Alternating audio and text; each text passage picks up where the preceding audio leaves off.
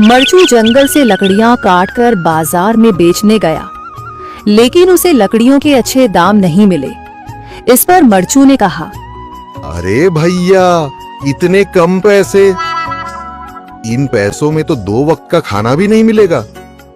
आप मुझे बहुत ही कम पैसे देते हैं।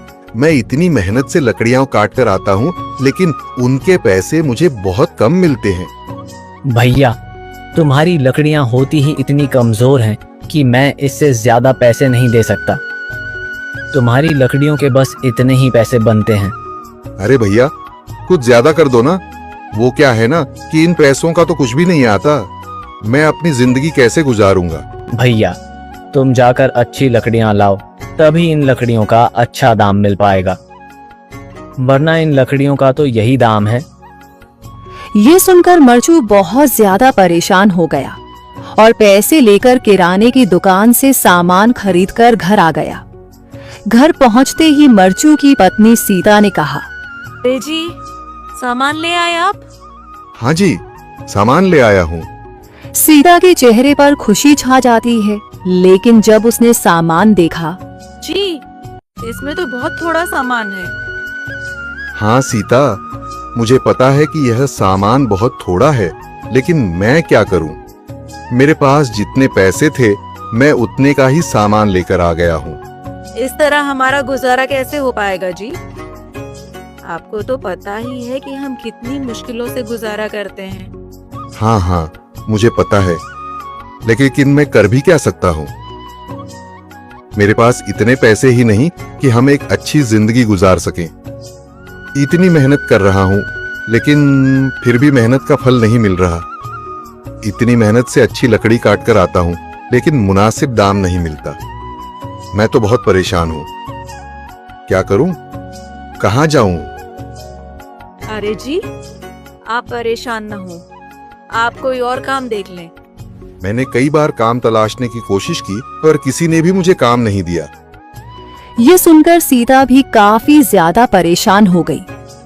मरचू से सीता की परेशानी नहीं देखी गई। उसने अपनी पत्नी सीता से कहा, मैं फिर से जंगल की ओर जा रहा हूँ। अरे जी, अभी मत जाइए ना, वैसे भी शाम हो रही है। आप कल चले जाइएगा, अभी मत जाइए। ठीक है, अगर तुम रोक रही हो तो मैं नहीं जाता। मैं कल चला जाऊंगा। इसके बाद मरचू गांव में घूमने के लिए चला गया। तभी उसे एक आदमी मिला और उसने कहा, कहाँ जा रहे हो भैया? और सुनाओ, क्या हाल चाल है? जिंदगी कैसे गुजर रही है?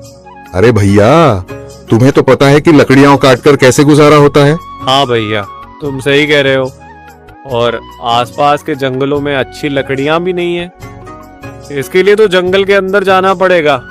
पर जंगल के अंदर तो काफी सारे जंगली जानवर होंगे। मुझे बहुत डर लगता है भैया, मैं जंगल में कैसे जाऊंगा? हाँ भैया, जंगली जानवर तो होंगे, लेकिन अच्छी लकड़ियां तो वहीं से ही मिलेंगी।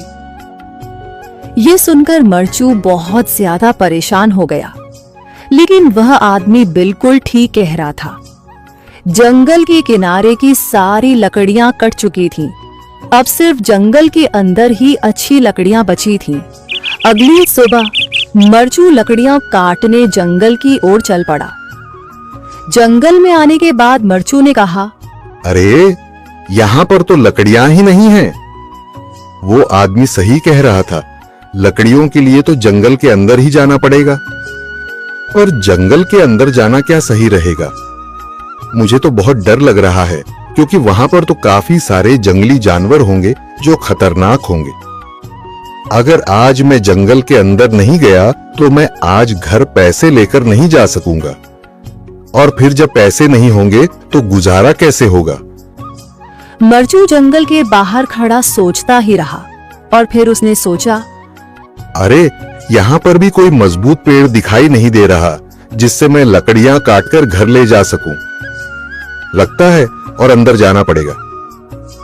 यही सोचकर मरचू जंगल के अंदर चला गया। अंदर जाने के बाद उसने इधर उधर पेड़ देखे, पर उसे कोई भी अच्छा पेड़ दिखाई नहीं दिया। यह सोचकर मरचू जंगल के और अंदर चला आया।